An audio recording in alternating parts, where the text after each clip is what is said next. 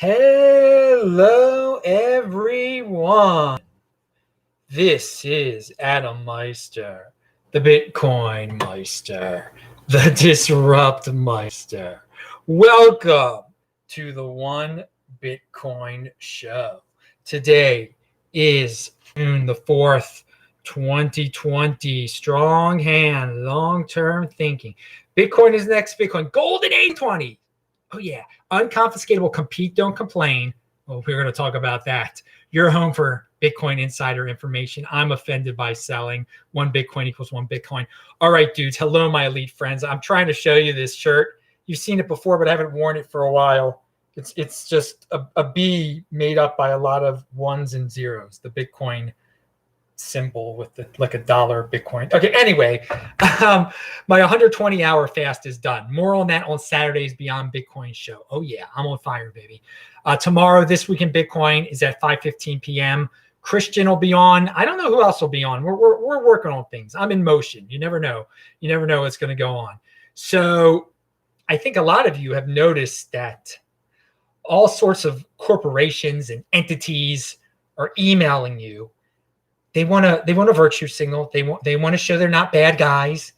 They want to show that they like everyone, and that there might be bad stuff going on outside. Don't burn us down, but we like you. And so they want to fit in, and don't burn us down. We'll say anything. But Bitcoin doesn't issue a statement against racial bias and violent abuse.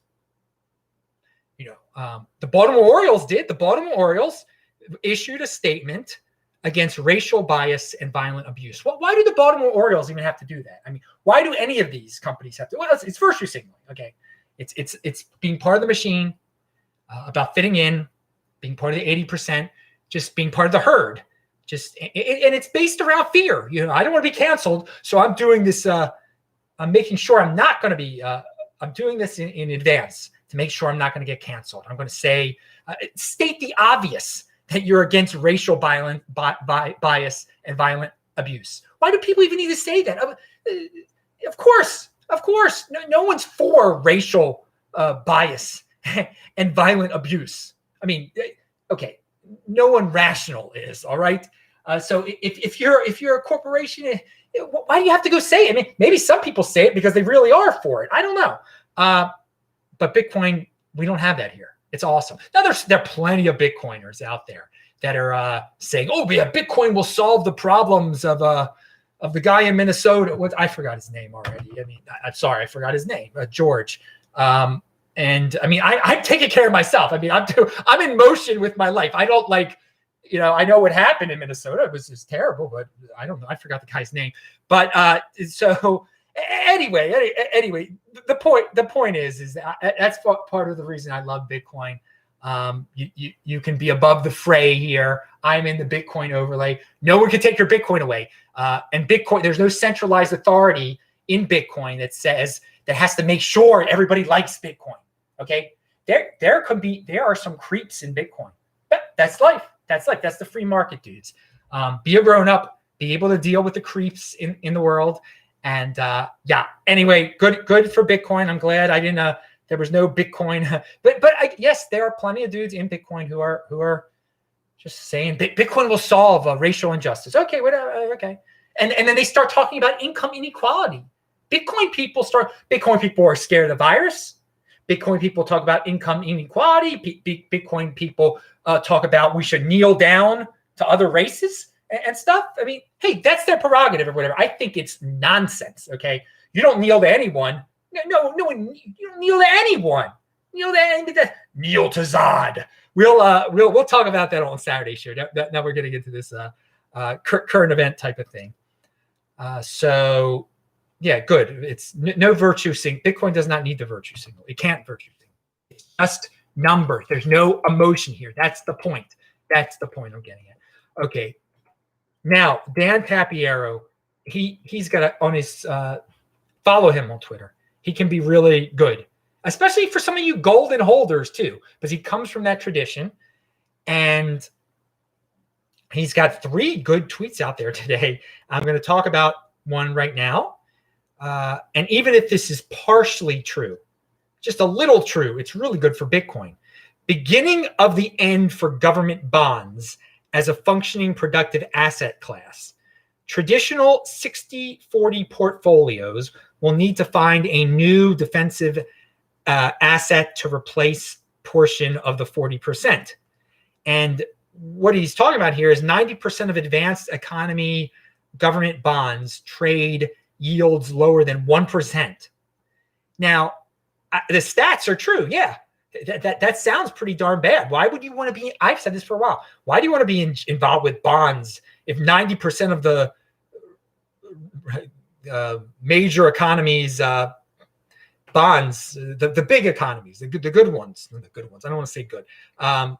If you know it's lower than 1% the yield, why would you want to be involved with anything like that? But so many people in traditional finance, wherever they buy into the narrative, must have bonds, must have 40% bond allocation, must keep on getting bonds, buying bonds even if they go negative. They don't even know why they're doing it anymore. Just like people need the virtue signal, just like people need the fit in. It's fitting in. Buying bonds is fitting in.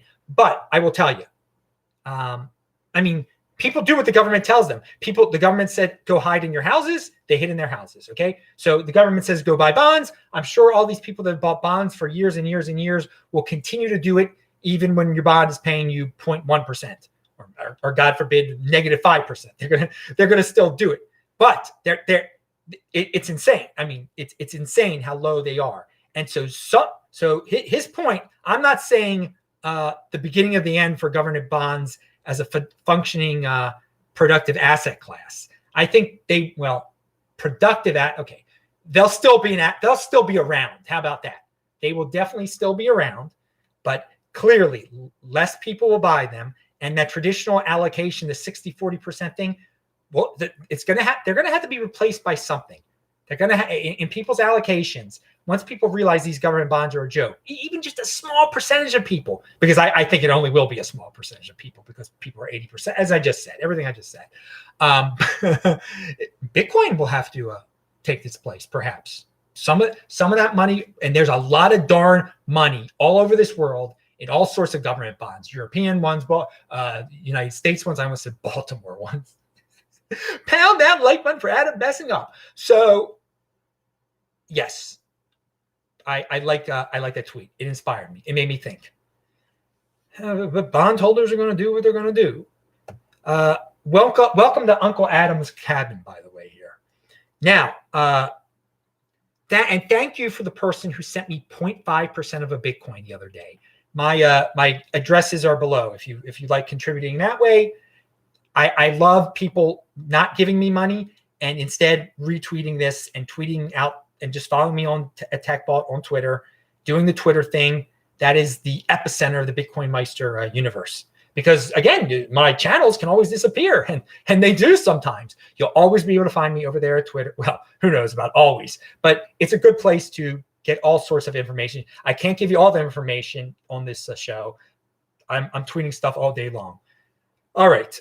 And yesterday's show, it was like very fast. I was falling asleep because I just drove down from Baltimore to Asheville, North Carolina, where I am right now, where I'll be till July 15th. And I'll talk more about my drive on Saturday's Beyond Bitcoin show. There was a lot I learned. It's good. I like renting for enterprise. It ended up very nice. But yesterday's show, and I'm going to get to the questions in a second. You guys ask questions that are in the chat. Thank you very much for asking questions. I'll get there in a second. I see stuff over there, at least in the corner of my eye. Yesterday's show was very fast, 13 minutes or something. So watch it, play it at 2x. But I mentioned the masses again, the 80%ers, whatever you want to call them.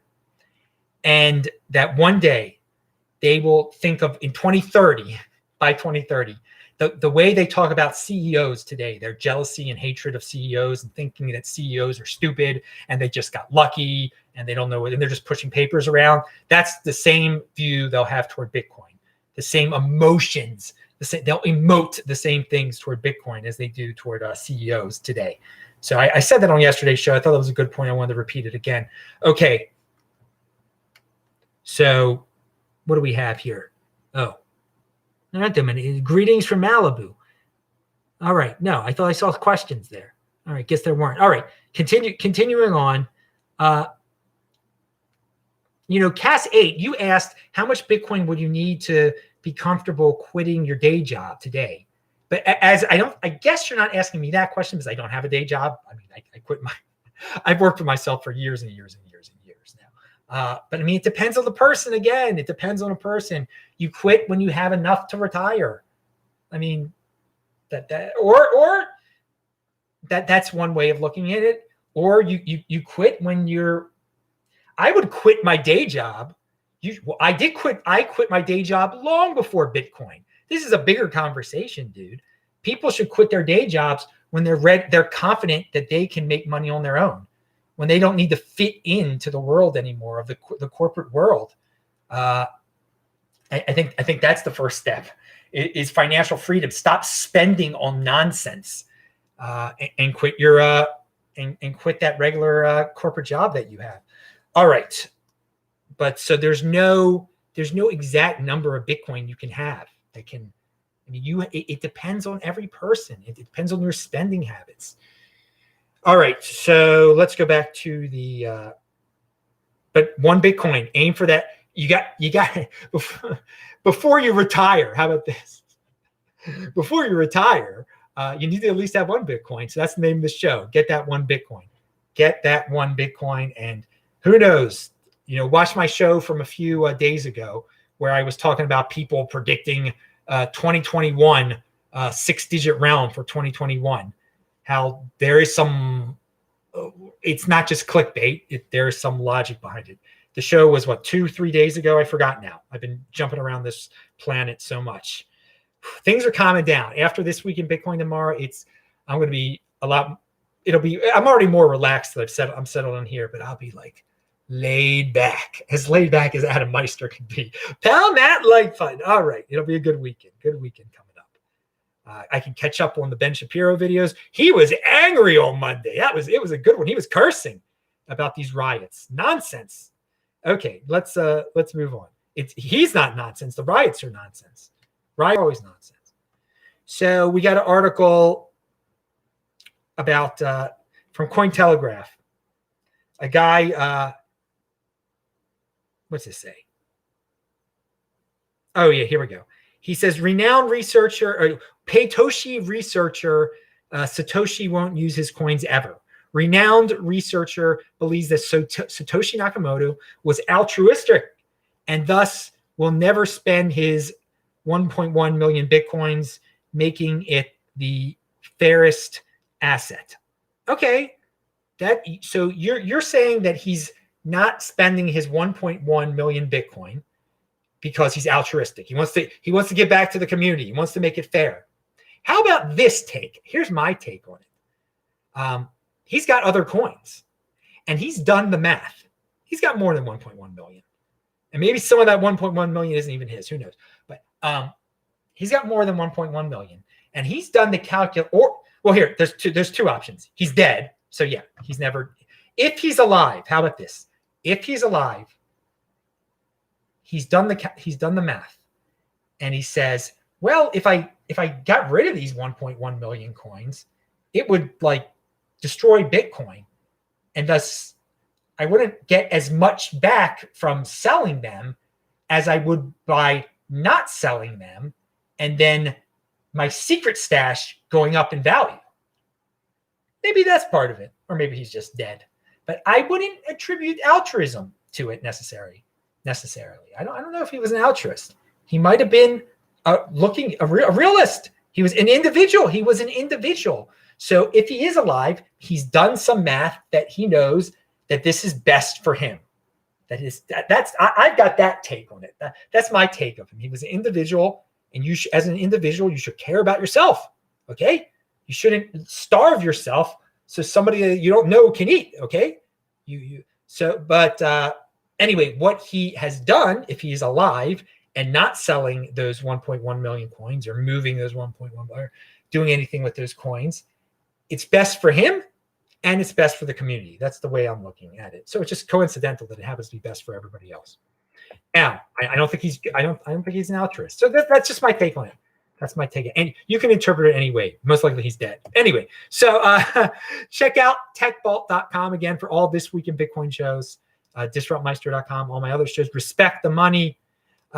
Fitting in is overrated. So Zach Vole over at CoinDesk. When I scan CoinDesk, I see a Zach Vole article. That's what I read, but he's legit. The other people, nah. Zach, too legit to quit. Hey. All right, now he does have an article out there today, and the biggest takeaway I have from it, well, first of all, it's about off-chain Bitcoin, basically Bitcoin IOUs. I mean, that's another way of saying it. You've got it when the Bitcoin is off-chain, you've got to trust a third party. But we're not going to get into that right now.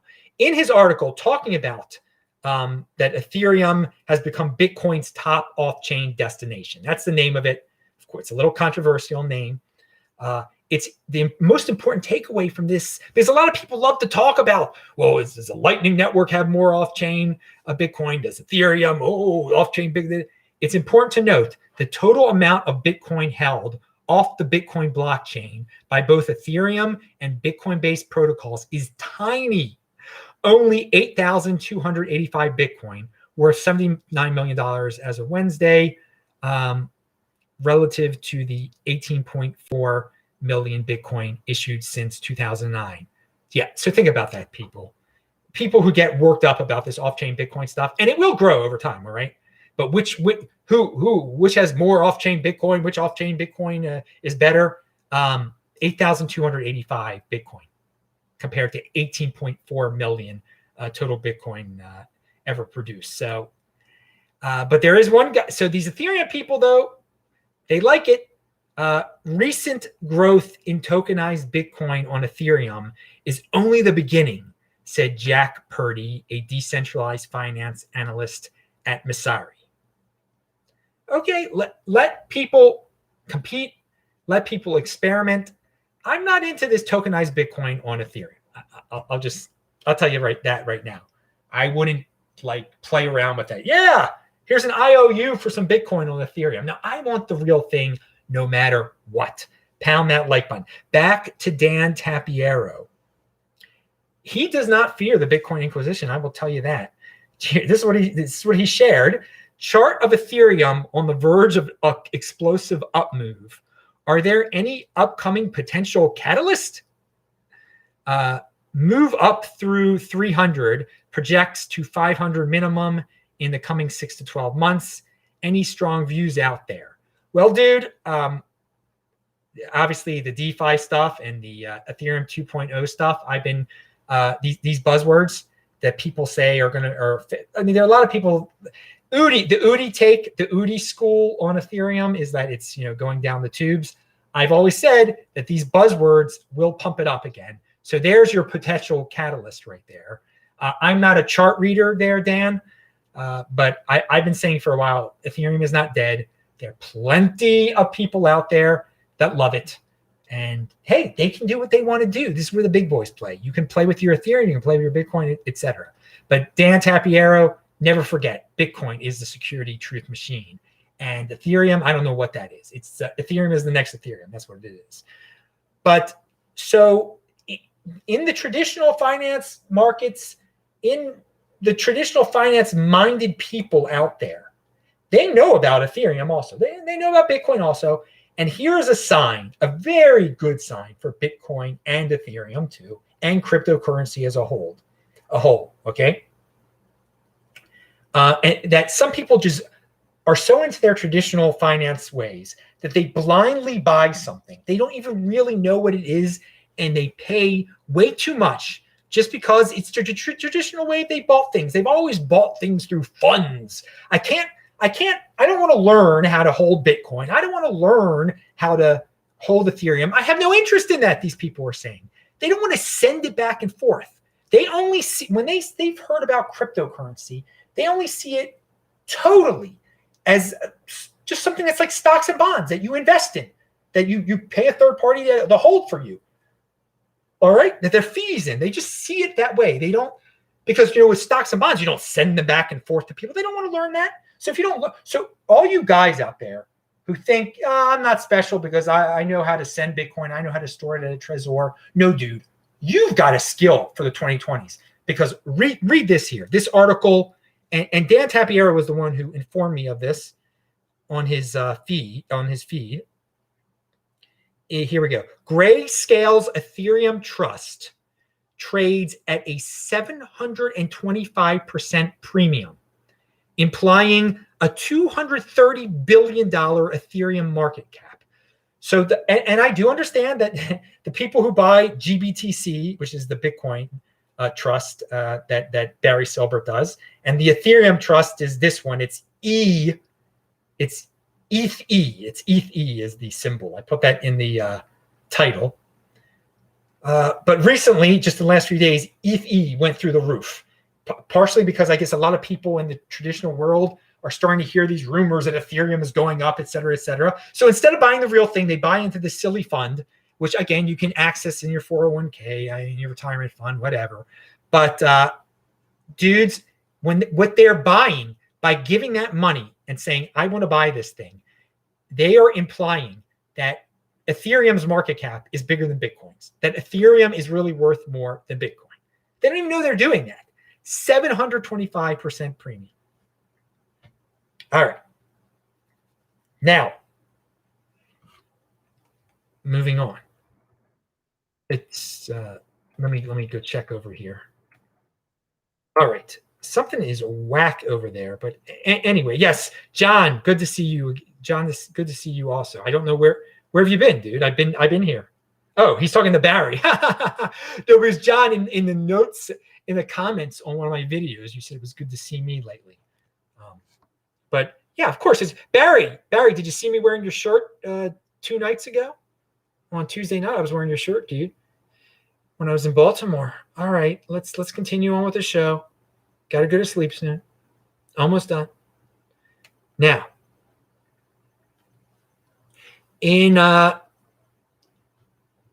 there's something, this dude, I don't know who's behind the words Bitcoin Journal, but he's in motion. And if you've got some time to read, I don't right this second, 16 entries, 147-minute read. So I know a lot of people like to read Bitcoin articles, Bitcoin or longer articles. This guy's got the words Bitcoin Journal, May 2020, linked to below.